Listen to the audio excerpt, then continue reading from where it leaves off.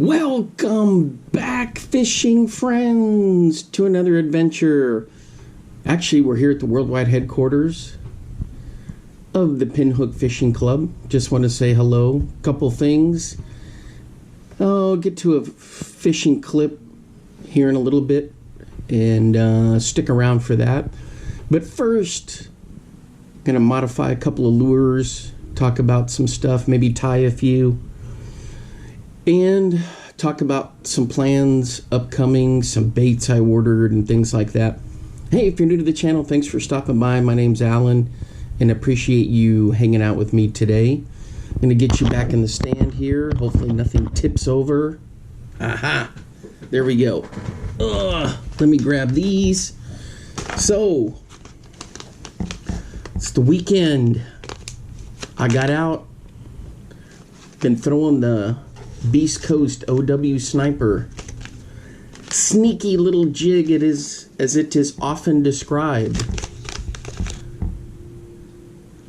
Good stuff.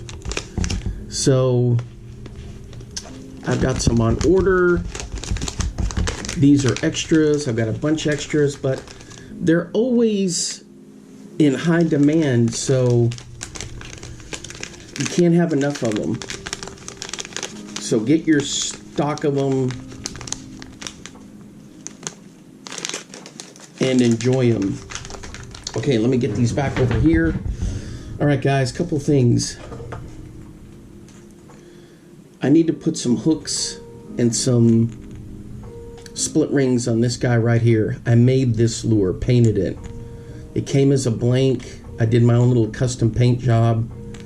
It looks pretty good for not having an airbrush. I just did it by brush. I used Minwax to seal it. But, you know, if you look close enough, you can see where it's rough in there. But I used like a little sponge technique for this. The good contrast is what the fish really like. So let me grab my split rings and then we'll get started. All right, guys, I always forget that with this one, it's a narrow field of view and you're probably looking right at my chest. Anyway, somebody was asking about the lard report. Weight's going pretty good. I'm getting the pounds down. I'm really happy about that. Really happy about that. All right, just your basic split ring setup here. Now the thing is, I still have fat fingers and it causes some issues, yada yada. And hooks, yep, I've got hooks. And of course, when I got up to get this split ring pliers, guess what I forgot? Whoa, that's gonna be a tight fit right there. Jeez Louise.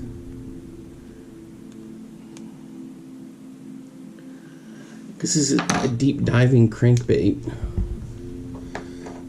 Uh-oh. Guys, this may take us a while. So, what I'll do is I'll skip ahead. Unless I can get it in one shot.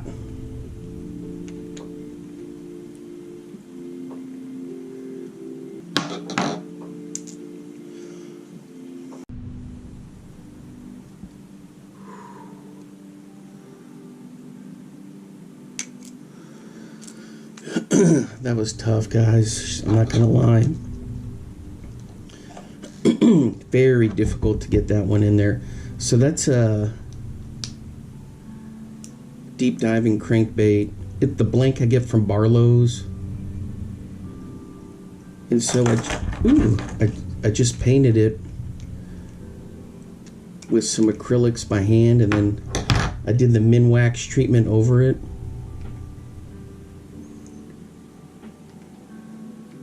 I've got another blank here I can show you. No, I'm not gonna start painting lures professionally or anything. I just wanted to try it, you know, because I did those ones that I repaired. Where is it? Yeah, see the blanks come like this from Barlow's. It's not far from me. They're down in Richardson. That's where I get all my fly tying stuff from, except the epic feathers that come from the farm and from family friend of ours, or of a friend and their family is what I'm trying to say. That were kind enough to give me those. Here we go. I always forget to get this in view of the camera so you can see what's going on here. These split rings aren't graceful, I'll tell you that. Pliers. Alright, there we go. So I'll get some hooks on there, maybe later. Let's get to some other stuff. It's one of my orders. Fat-free shad. Look how big this thing. This is a big bait. Split ring there. It's got some good hooks on it. This thing suspends. So once you get it down to depth, then you crank it, you stop. You just let it suspend there. And then if you give it a couple of twitches, shake the rod tip, it looks like it'll wiggle a little bit. And then you start giving another crank to get it down a little deeper. So this is good stuff right here. Excellent stuff. And Bomber, of course. Man, it's good. Love Bomber lures. Alright, speaking of Bomber lures, I showed you guys this one. I need to get a little, on a bunch of these. Wait, before I do that, let me show you a couple of these. I got some of these in from that monster bass. Showed you that the other day. It's kind of a cool little bait. So what I did was I put some Procure in there. Can you smell it? Whew. So these have been marinating for about a week now. And I just wanted to show you how I do that. And then here are some of these semantics. Guys, I think I've got it dialed in, my soft plastics. Bass Assassin, Kitex, I'm just not feeling it really. Spark Shad, feeling it. Rhythm Wave, not so much. So, Magic Shad by Lake Fort, doable. Skinny Dipper, Little Dipper by Reaction Innovations, very doable. Largo Shad, doable. These guys, I don't know, we'll see. But they're marinating in the Procure. Alright, let's get those out of the way. Alright, so I could use acrylic paint to put my spots on some of these baits, but I'm going to use nail polish because I can scrape that off easily if I need to. Now this is some stuff here. I'm not sure if this, hopefully this makes sense. This is just a standard badonkanonk. Alright. Now if you look at this bait and the fish is swimming, he's homing in on a target. If you have that little shad dot that you see so often, they'll home in on that target. And then they'll come towards the middle to T-bone it. A lot of times, if you don't have it, they'll look at the eyes, or maybe if it's rolling action, they'll look at the gut bag down here. Gut bag, the stomach. Look at this. Semi-transparent, but you can see the gut bag. So it's always helpful to add that little dot there. I know when people are like, what? Yes, sometimes, or I'll add little blood splatters. But I'm no scientist with this, so I just barely put a dot.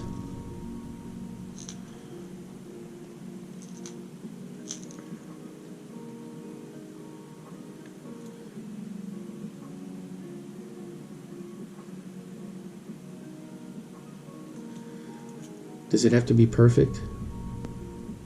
No, this one came out bad on this side.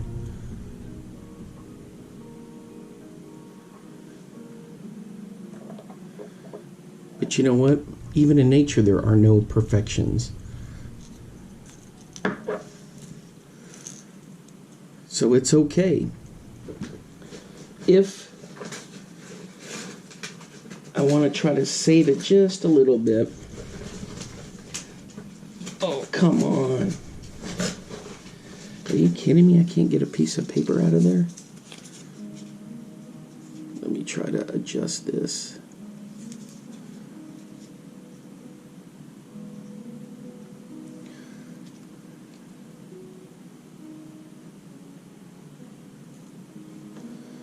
Not too bad.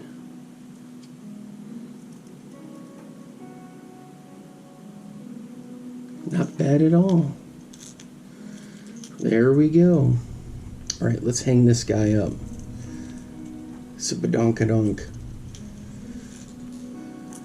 So it just gives it a little more of a target when the fish is going to come in and T-bone it. Sometimes you'll see him back here, but anyway, a lot of shad have that. You Google some, anything in the shad family, you'll see that. Hang him over there, let him dry. Let's get this guy out of the way. All right, I got a few more I can show you.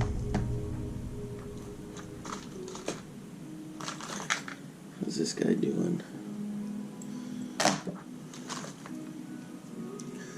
Take a look. This is a wanderer. See how it's got the dot right there? The fish comes in and just T-bones the heck out of it right there. These wanderers, by the way, are great. They shimmy when they come down. Good stuff.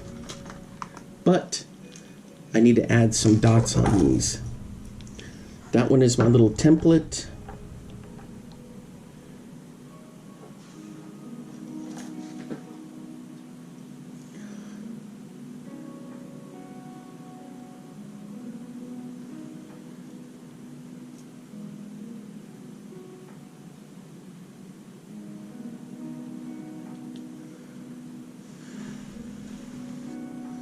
Dang it, it's always this side. Man, this thing is throwing off so much glow. Reflection.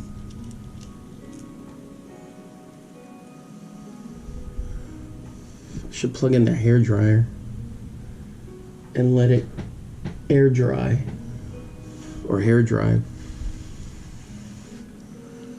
All right, there we go. And I could have set it back just a little bit further, but that's going to be fine.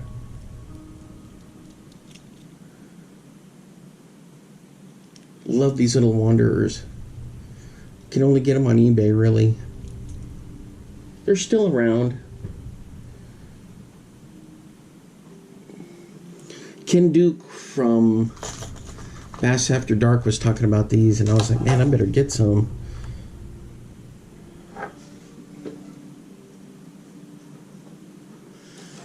Alright, now this one has a little orange dot there. So I'm going to move this little dot on this guy further back and up.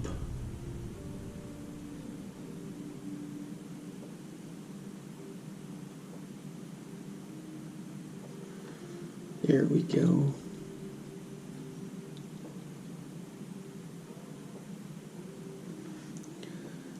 There we go.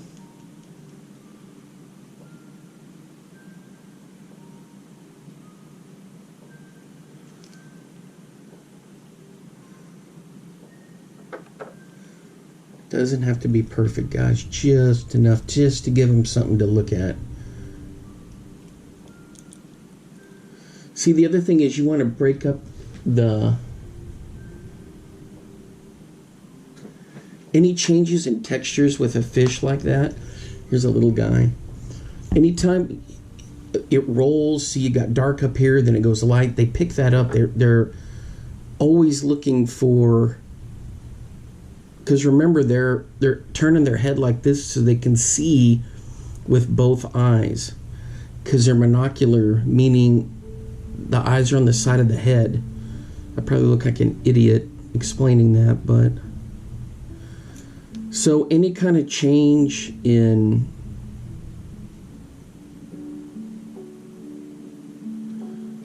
contour, colors.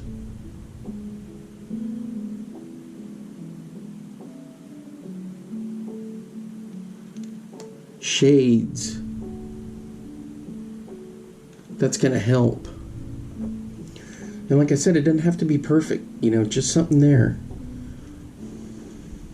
Because remember, not all of us are fishing in crystal clear water, you know.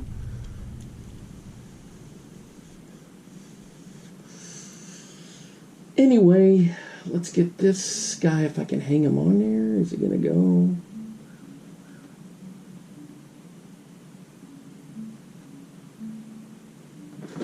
Okay, so I put some orders in for some more Smithwicks.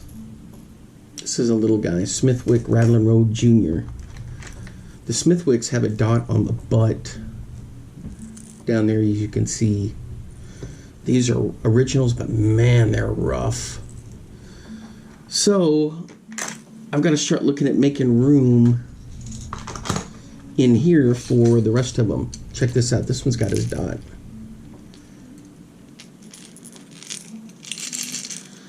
Man, I love crankbaits, jerkbaits.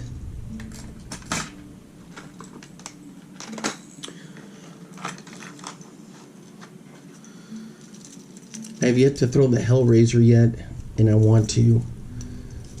It's not very far off from where I can do it. Few more weeks. Technically in Texas, even in the winter, you can get some on top water. I know people are like, oh, you can only throw it this, that, and the other. I've thrown this guy before. No, nothing on him. Maybe in spring when things heat up. Anyway, so I was just going to let take a look at a couple of those.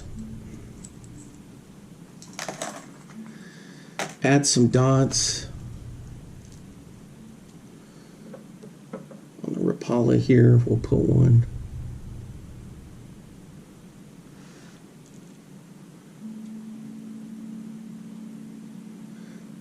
Yeah, so stick around so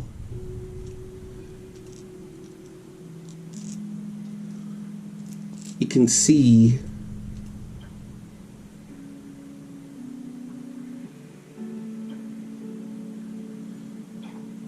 that fish I clocked on the O.W. Sniper. There we go.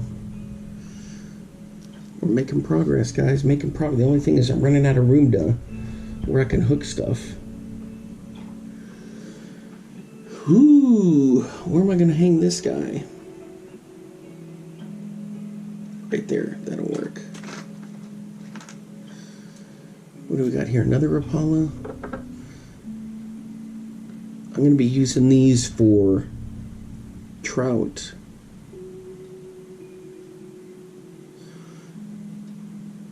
Up in Iowa, I always use the spinner baits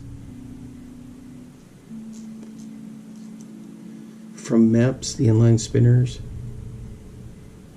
And there was one time from the main trout whisperer, I threw a couple of his little jerk baits for trout and had some good luck on them. And that was, gosh, I want to say 2018 maybe. That was a long time ago. Here's a little Yozuri. Check out this guy's got his little dot. So I want to go back to throwing these in some spots there where I go catch my trout. All right, now what about these deep runners from Finland? It's a tough choice, guys, but these are collector's items, but a little bit of this nail polish won't hurt because you can always get it off.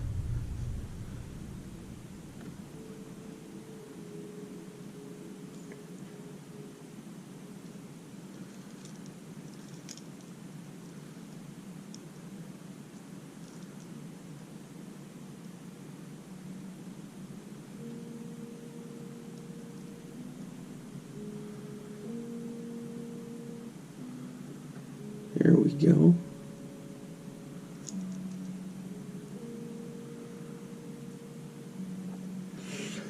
just a little bit high on this one. Where's my paper? I know you guys are like, oh, this is kind of boring. Well, you know,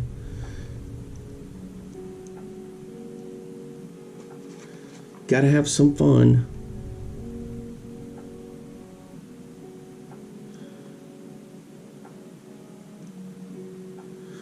Gotta have some fun getting the lures ready, modified. Man, I love doing stuff like this, tinkering with them. It's a deep runner.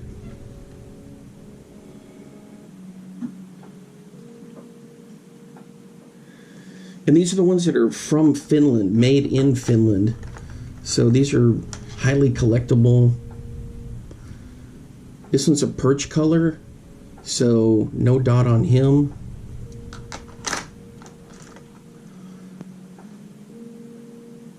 This guy has a dot, but it's faded.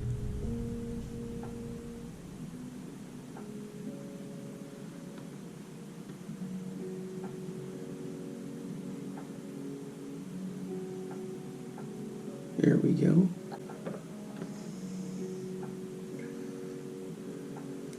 Man, I hadn't thrown these deep runners in a long time. I gotta get with it, guys. So many baits, so little time, especially with spring coming up. I'm gonna have a bait rotation left and right. There we go.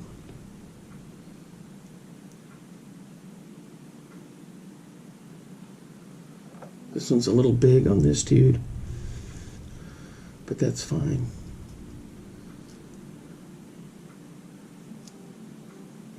That is fine. Where am I going to put you? Man, I'm running out of spots for sure. Stay. This guy's got his dots, so we're all set with dots. Now just got to let them dry. All right, so that's pretty much it. Got the Smith wicks, 2 of them they didn't have in. I got some of the FX series. Then I got some Perfect 10s. The next thing I'm looking at for my crappie stuff besides my jigs, when I go up crappie fishing, I'm going to pick my top 20 that I made and some of the soft plastic ones. And then, of course, I got my MEPs. And this time, I think I'm going to pick 4 Arky, those small little 200 crappie crankbaits. They're super cheap. Usually I get my stuff from like Tackle Warehouse, LureNet, but these I can get directly from Arky, the Arky Lures website. And I'll show you those once I get them in. I hate doing unboxings, but some of those are going to be pretty cool. All right, anything else I need to go over? The fish today. The thing is, the reason why they get lethargic is their metabolism slows way down. And so this guy, I just fired it in there. You'll see in the video, I bounced the jig along just twice. As soon as it landed, one hop, I counted to like 3, 1 hop, boonk. Then I counted to maybe 1.5, and then boonk. And then I could feel like it was snagged just a little, and then I could feel a little wiggle. And so I set the hook and he was on there. So it was a lot of fun to get that guy in, and good stuff. All right, guys, here's my next box of these jigs for crappies. So, and then I have that little bitty, I need to make a bunch of those little bitty ones for my cousin, and for some guys that do ice fishing. They'll get those, they'll use them next year. But I'm, as I was saying, I'm no good really at making the jigs, but I have so much fun doing it, I really enjoy it. All right, let me check and see if these are dry, and then we'll get on to the next thing. I hope that's in view, and poof, just like that, we're back. All right, so those are drying. We got these dinky little jigs, I got to get these done. So my goal is to try to tie a bunch each week.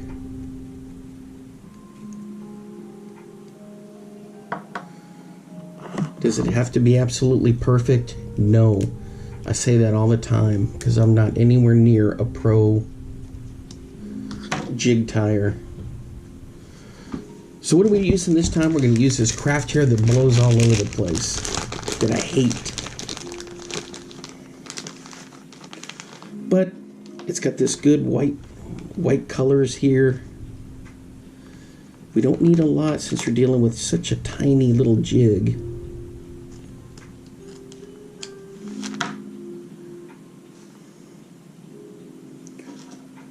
See, look at that already. Already.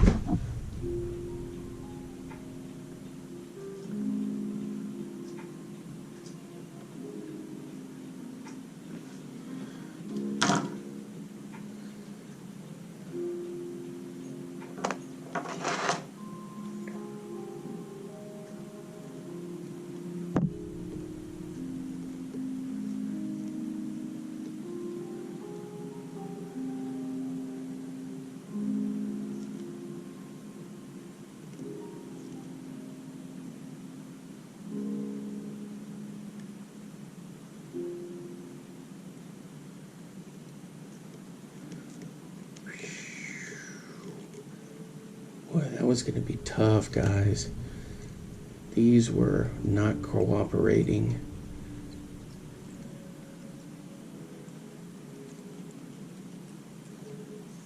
Good grief. Are you in view? I think this thing moved a bit.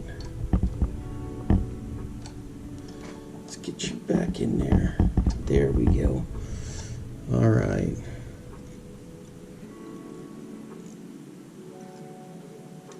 Get my flash going.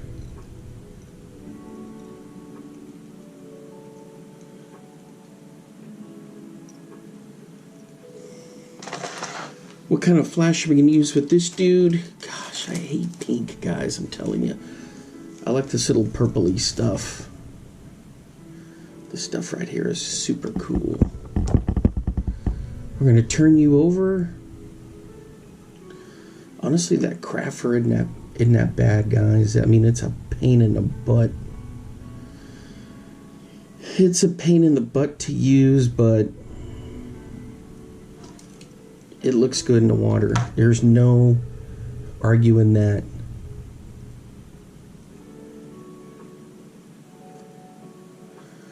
Just a little bit of flash. Sorry that my fat fingers are going to be in the way.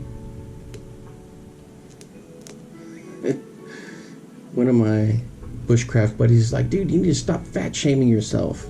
I don't care. This little straggler here, but might as well get him fixed before I tie off. He's like, you need to quit fat shaming yourself. I don't consider it fat shaming. It's just how it is. But I have lost quite a bit of weight, guys, excuse me. And one thing is, if you have to take, when you start getting into that type 2 diabetes zone, you have to take it seriously. I've got great medical people that advise me. A little bit of Zappa Gap, head cement. And this little dude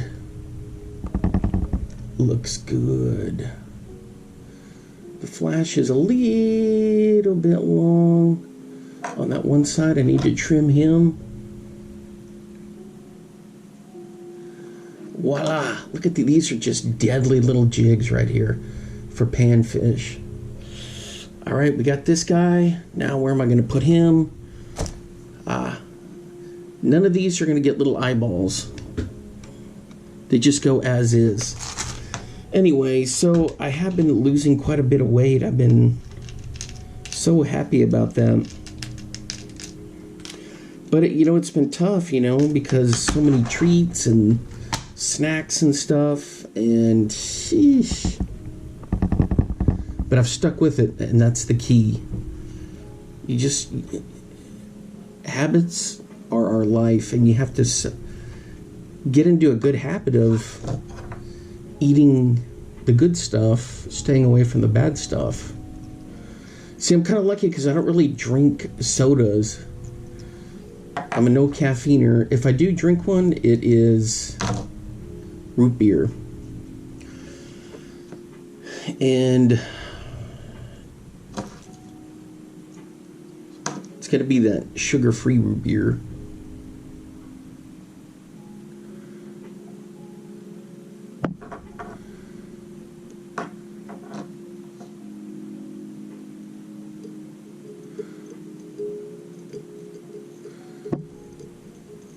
Look how I'm twisting this on there. I get more control if I do it like that than if I'm using the tool down there. So that's just me trying to get an extra grip. Man, this craft fur. Good stuff from Barlow's. Get my pinch. What is going on here?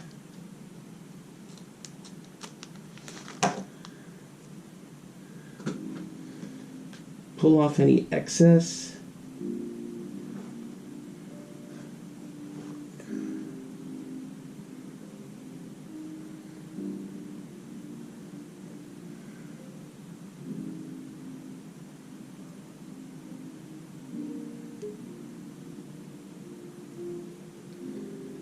Gotta be real careful here because this, see how it's wanting to slide down?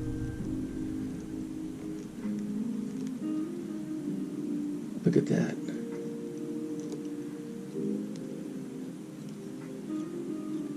It was wanting to get away from me there. So I try to get the collar down to about right here. Not any further than like that tip of that hook. And so some of them, you got to do it. Other ones, it's not. Ooh. Did I pull enough around there? Did I fluff it up enough? Hang on, guys. I gotta check this.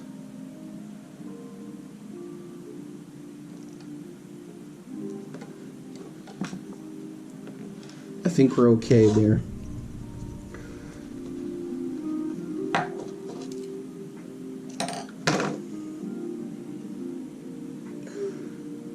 So you need to let me know what you've been catching.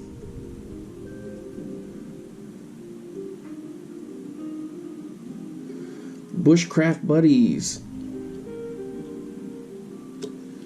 I know you've been out there camping because you've been asking me to go.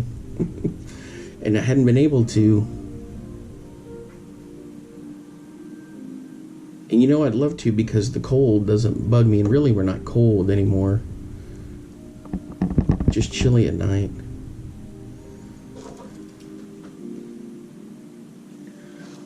Alright, just check that out. Yeah, he came out really nice. Got the flash in there. Man, those look good. So, I've been listening to all kinds of podcasts, fishing podcasts. Really, I didn't listen to any podcast until this summer. So I have all my playlists I want to listen to for music when I make my drive to Iowa. But this year I had that crazy cold, and little did I know that it was pneumonia that I had. I was like coughing up a storm. I had a fever on the highway. I remember it was getting bad around Oklahoma City. And then I was like, I need to spend the night somewhere. But I kept going. And when I got to Iowa, or Kansas City, I was like in bad shape. Huffing and puffing. And I stopped to get gas, and I was feeling terrible. And I was like, I definitely have an infection, but I don't want to get my parents sick, but I let them know I wasn't feeling well. They're like, come up anyways. Just, you have your whole area in our summer cabin to where I can be alone and not, be around them. And so I made it up there, but you saw check my videos from this summer when I got there. I was like gagging and wheezing, super sick. But anyway, so on the way up there, I just wasn't feeling it to listen to any of my music. So I wanted to jam to like Def Leppard, all my usual stuff. And I wasn't feeling it. I'd get it going, and so then I said, well, I got to be distracted from not feeling well, because if I'm not feeling well enough to listen to all my tunes, I need to have something that's going to be engaging. All right, guys, just putting some of that flash on here.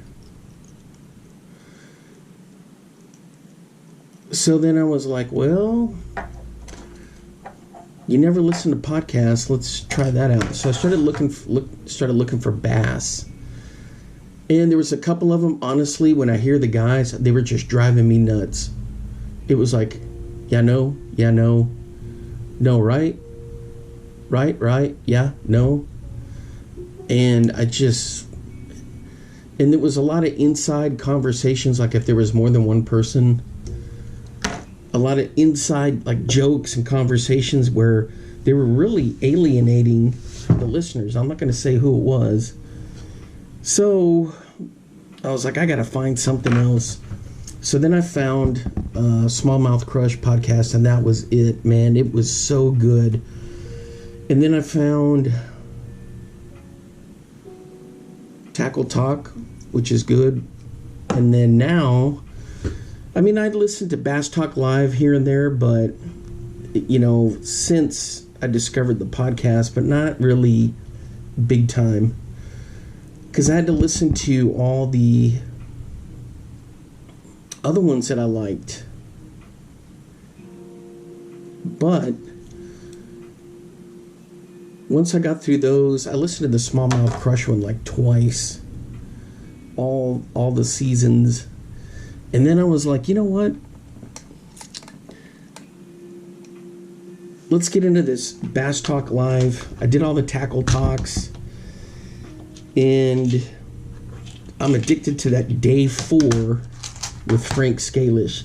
I've learned so much from that guy's analyzing stuff. How he makes baits, all the lure net stuff. He's the one that got me to think about it. I was going to get rid of my Smithwicks because I just didn't have a lot of success with them. Well, listening to what he was talking about, I was like, wow, this, it's got some good info here. And then how he did the colors.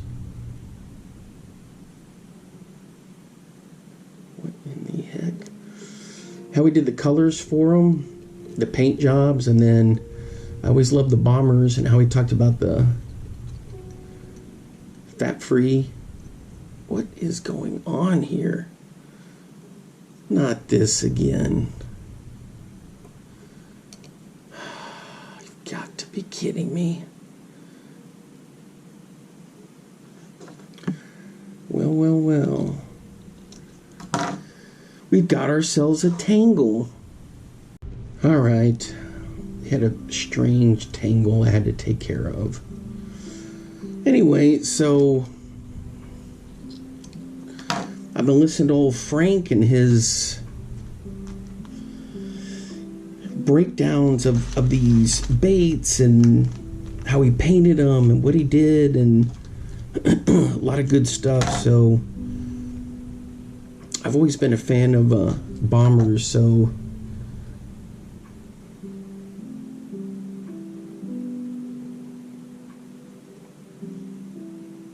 he talked about how he worked on the fat-free line.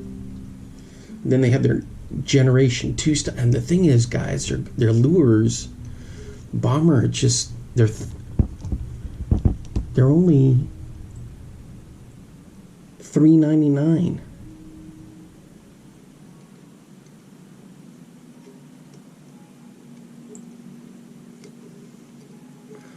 Some of these ones from these other companies are just so dang expensive. And these are just so affordable. And you guys know I like the 4A and the 7A. I've never really got into the fat-free fingerlings, any of those. I just haven't. But I'm starting to come around to them, and so I grabbed this little suspending one, which I don't make anymore. I was like, hey, we'll try this, give it a shot. And then, of course, I love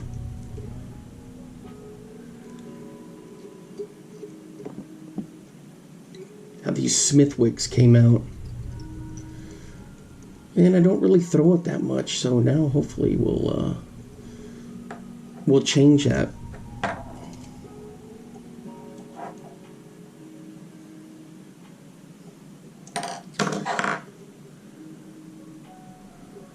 Here we go, this little dude.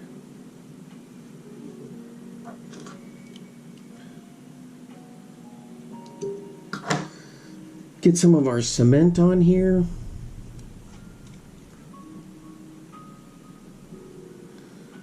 It's got that little tag hanging off, but I'll have to trim that later.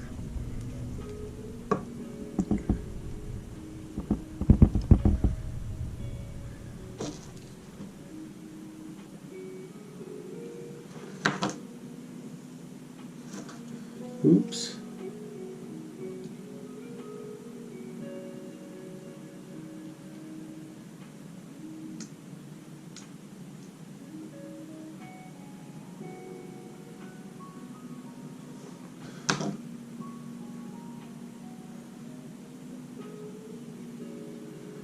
A little bit of fuzz right here, but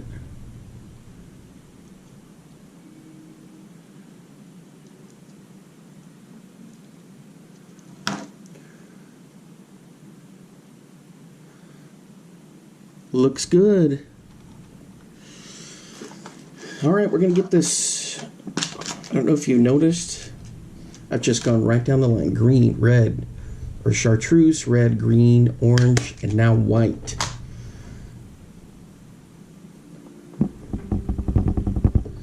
So we'll throw this one in there, and then we'll see what's next.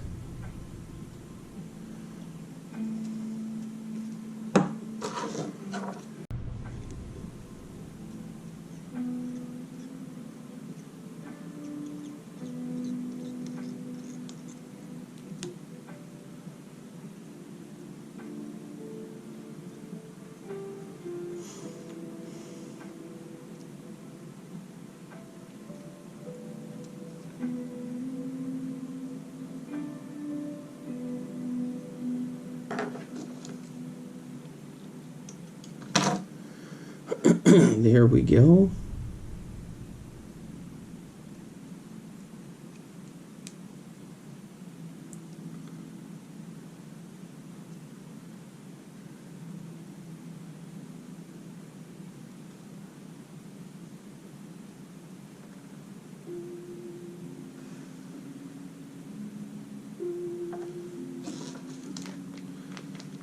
Let's get our next pinch.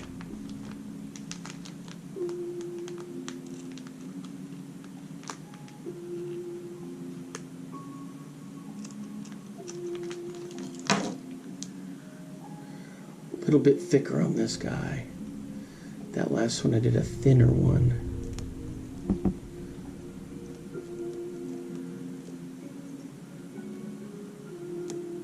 There we go. Come on, get down there, you.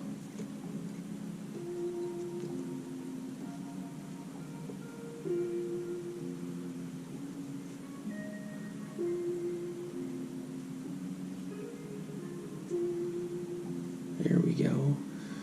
I'm gonna get my flash.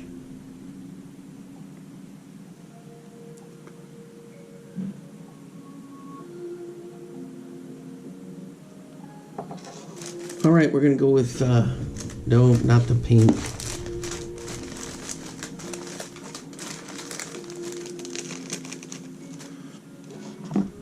We're gonna go with this guy right here.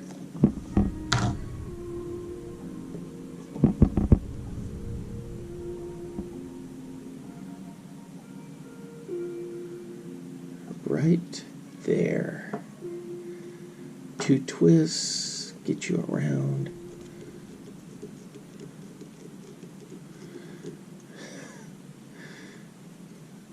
There we go.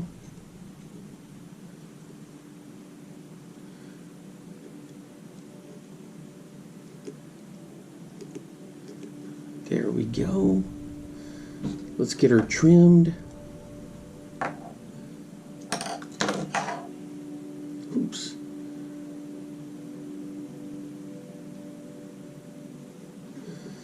Yeah, so I got some buddies that do some ice fishing and crappie fishing, so these are going to be great for that. This one's a little gold flash.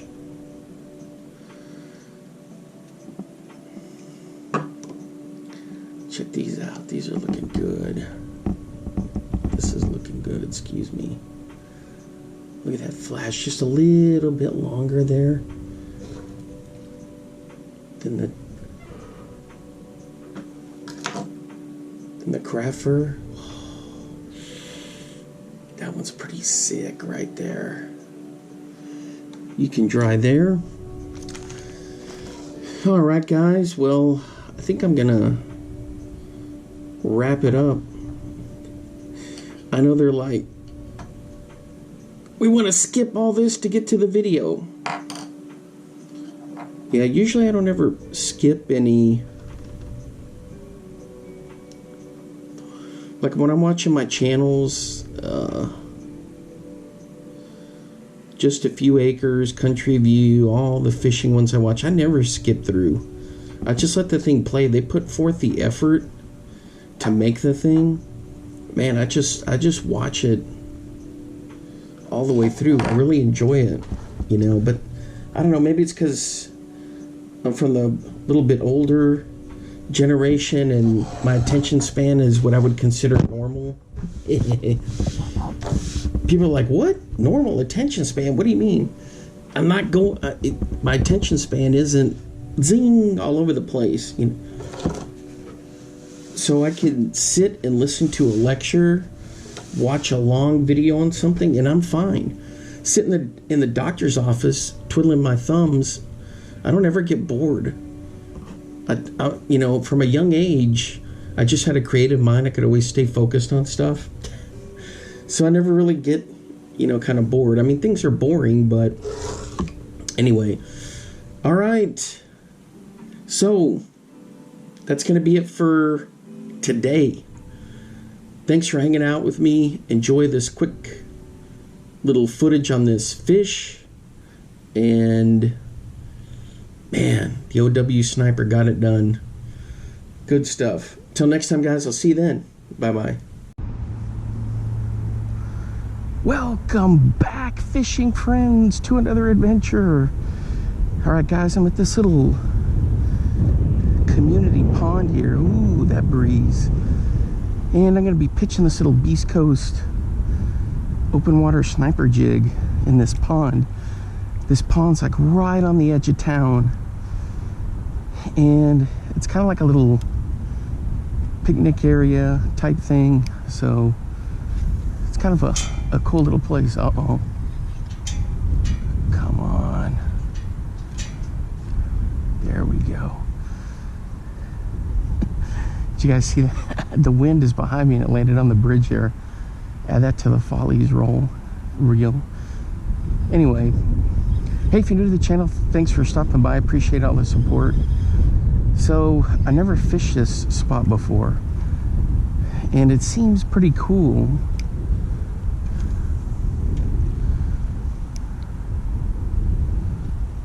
There's just not much to it. So I'm using one of my Bass X rods, 15-pound braid, 12-pound fluorocarbon leader with the Lew's Speed Spin 30H. Hopefully we'll catch something. This is what I'm using with a little trailer on there. Smallie Beaver. I don't know if there's any fish in here or not. We're gonna find out.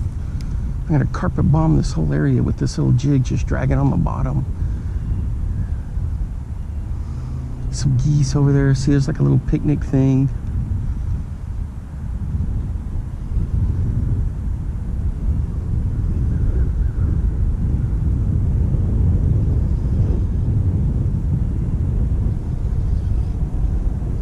It's kind of a breezy day today.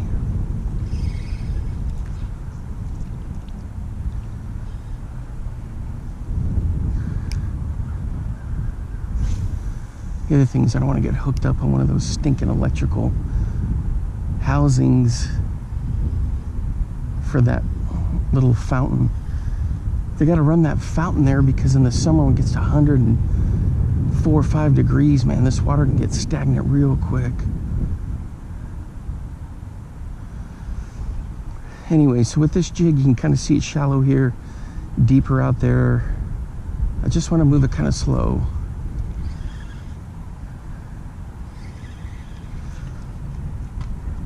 Oh, it looks like I picked up a little bit of cabbage, so there is some cabbage down there.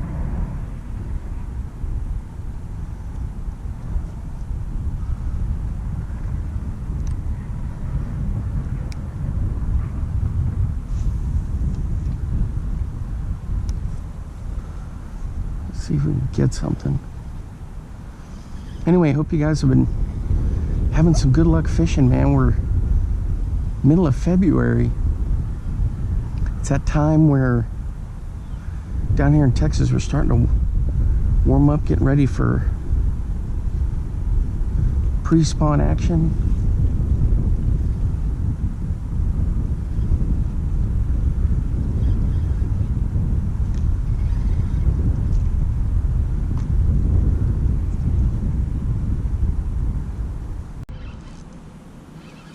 All right, guys, on the Beast Coast.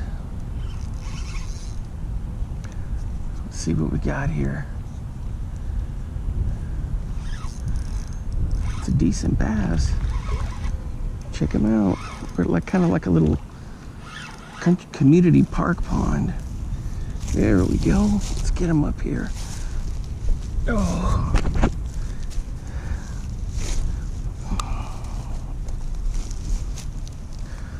Check that out. Beautiful. There we go.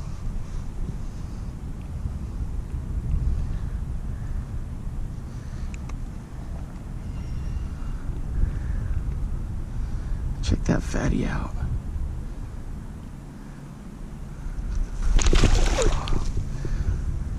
There he goes.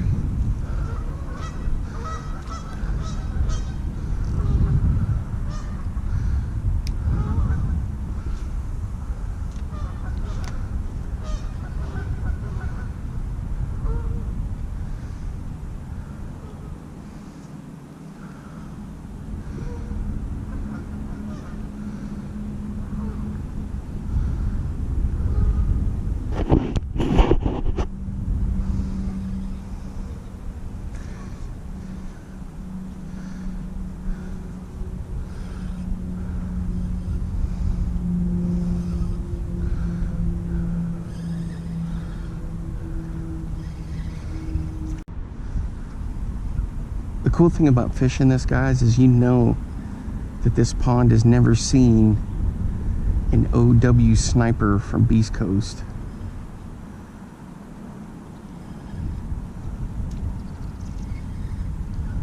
Never.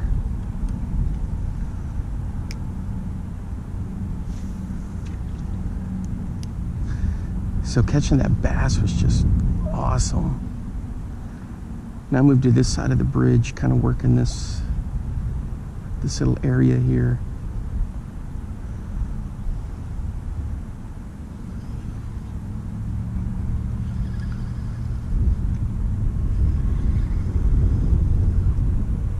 don't see any chasers.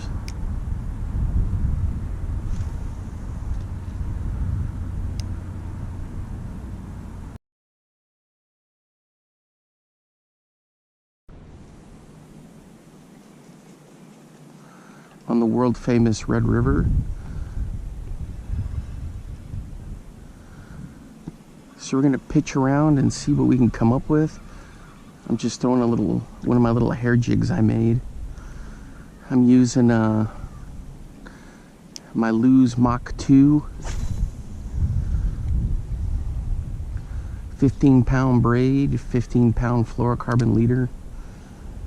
Man, I hope you guys are doing well. It's a cold day today. It's like in the mid 40s, mid to high 40s. I'm hoping stuff's lurking around in here. Went and tried another spot. Nothing was doing, so came to this one.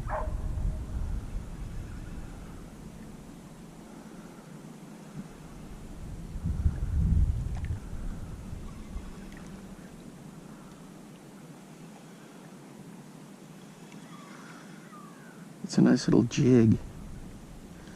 Compact. It's one of my craft fur ones that I made.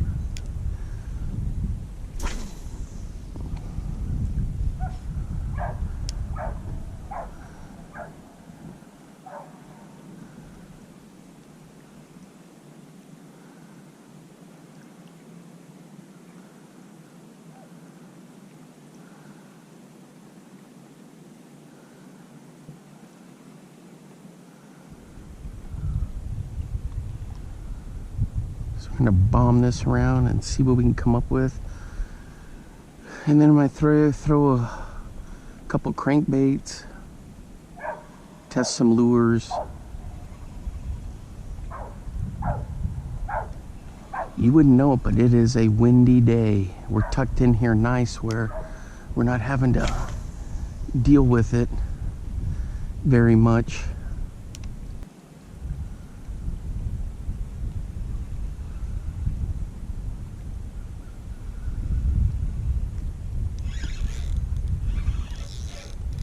All right, guys, we're definitely hooked up here.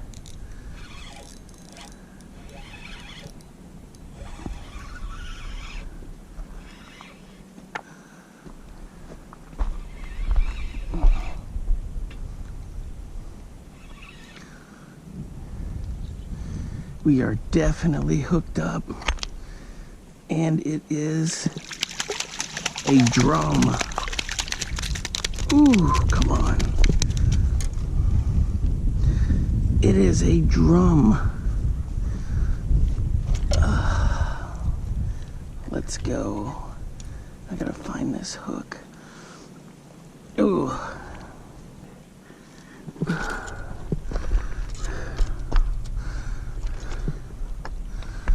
There we go, guys.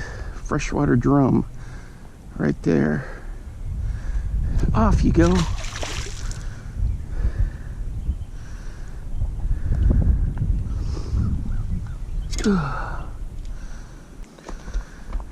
Stumbling and bumbling on the rocks.